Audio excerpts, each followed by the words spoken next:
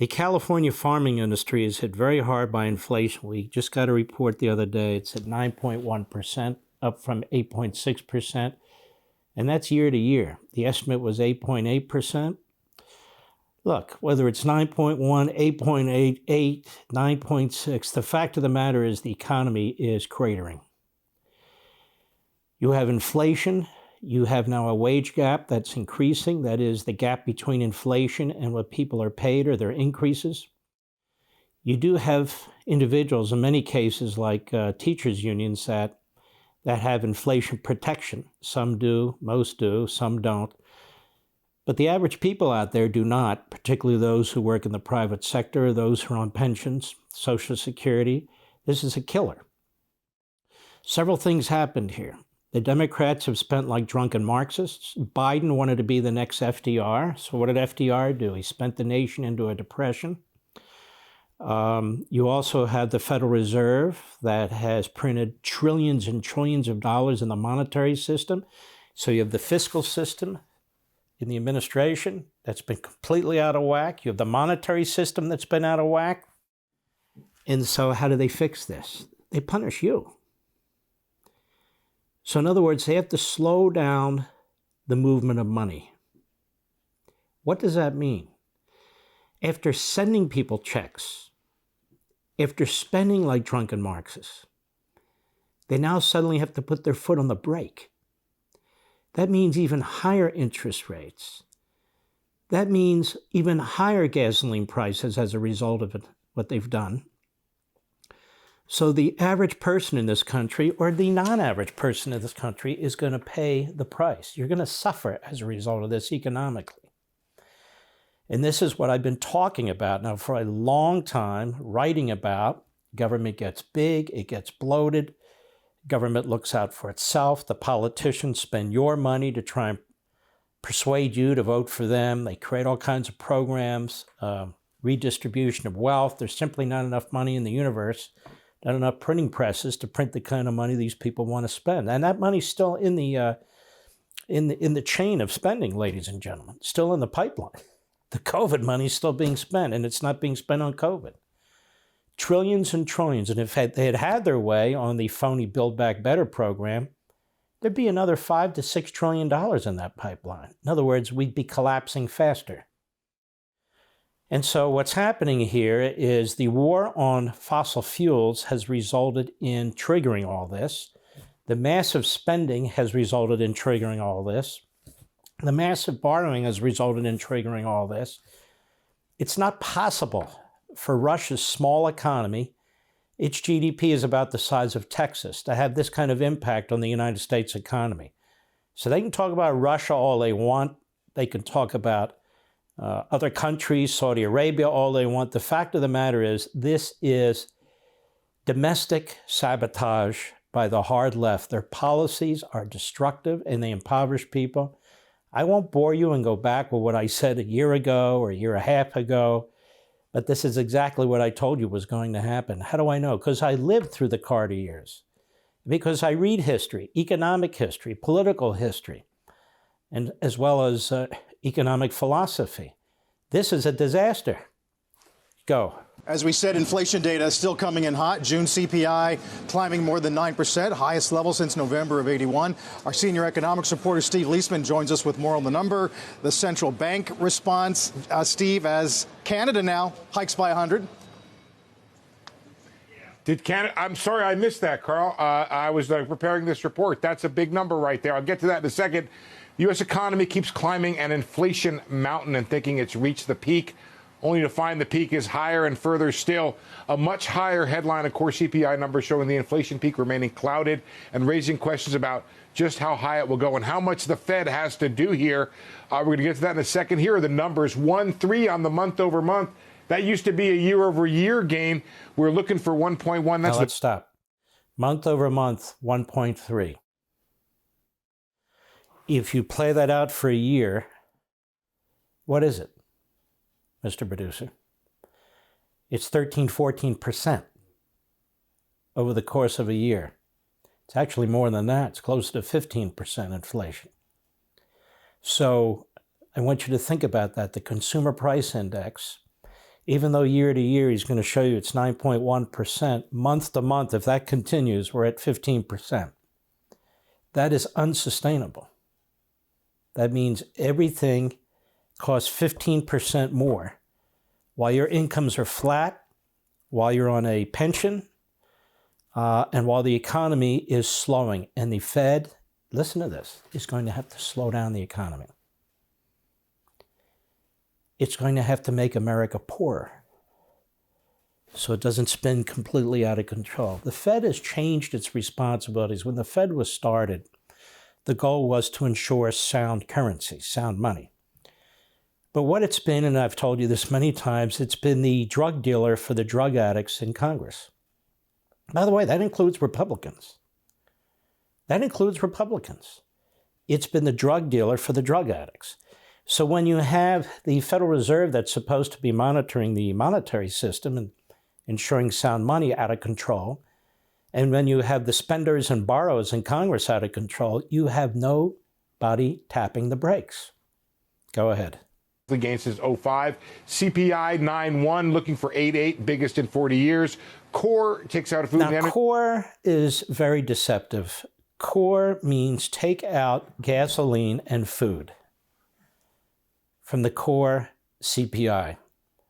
Now, why would you take out gasoline and food in order to determine the inflation rate? Do you people eat? Use gasoline? They're trying to say it has an undue impact on the CPI. No, it doesn't. It's the government trying to conceal what it's really doing. And I want to remind you, we've talked about this before, the CPI, the Consumer Price Index, inflation, has been adjusted a few times in the past since Reagan was president to try and make that number look smaller than it is. So that 9.1% is probably closer right now to 11.5%. Go ahead. 0.7. The 5.9% year-over rate is cooling for the second straight month, but cooling less than expected. Gasoline up 11.2. Maybe that'll come off the boil. Food up 1%. Home prices 0.7%. The cost of living in a home, that is. New vehicles, no relief there, still up strongly. And medical care. Understand this is year to year. So it's not 0.7% for the whole year. It's 0.7% this month compared to the same month last year. So gasoline's up 11.2% compared to the same month increase last year. So it's up close to 100%, 90-some percent. I think I read today 98% over last year. Go ahead. Had been well behaved, not any longer, up 0.7%. The hotter number sent Treasury yields soaring and prompted futures market to price in a more aggressive Fed. HFE chief U.S. economist Rabila Faruqi writes, the data are showing little to no relief on consumer price pressures and only solidify the case for a 75 basis point rate hike at the July meeting with a non-trivial chance of an even bigger move. So let's stop and tell you what that means. They increased interest rates by 0.75% last month. What they're saying here is they're going to increase it by 0.75% at the end of this month, if not by 1 full percent. That is enormous. That is enormous. So that will cause a big time unraveling of the economy even further. So now the American people are caught between inflation and slowing the economy, shrinking the economy. You're in the middle. Whomever you are, you're in the middle. And what does that mean? That means tough times ahead. That means very tough times ahead. And yes, it's Biden's fault and the Democrat Party's fault. And I might add the rhinos part. Remember the bipartisan bill they signed, $1 trillion on infrastructure?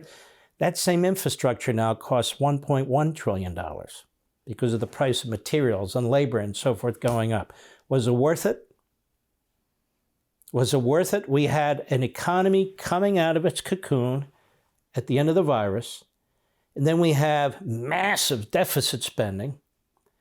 And then we had more push for more spending. And we have regulations literally smothering the private sector. And Manchin and Schumer came up with a brand new $1 trillion deal. $1 trillion in new spending, $1 trillion in new taxes on small businesses. Can you imagine what that will do further to the economy? Listen to me. We're beyond a recession, in my view. We're into stagflation. These guys are slow. What we have to try to avoid is a depression. I've said this many times also. If we go on a spending binge now, with more massive government taxation and regulation of the private sector, we will have a severe depression, the likes of which we haven't seen in a generation or two. Go ahead. How non-trivial? Take a look. Before the meeting, it was about a 3% chance of 100. Now it's trading around, I don't know, 25 to 30%, or a 1 in 4 or a 1 in 3 chance that the Fed does 100 in just 2 weeks, following what Carl just told me Canada did. Take a look there. Now look at the odds of a 75 in September.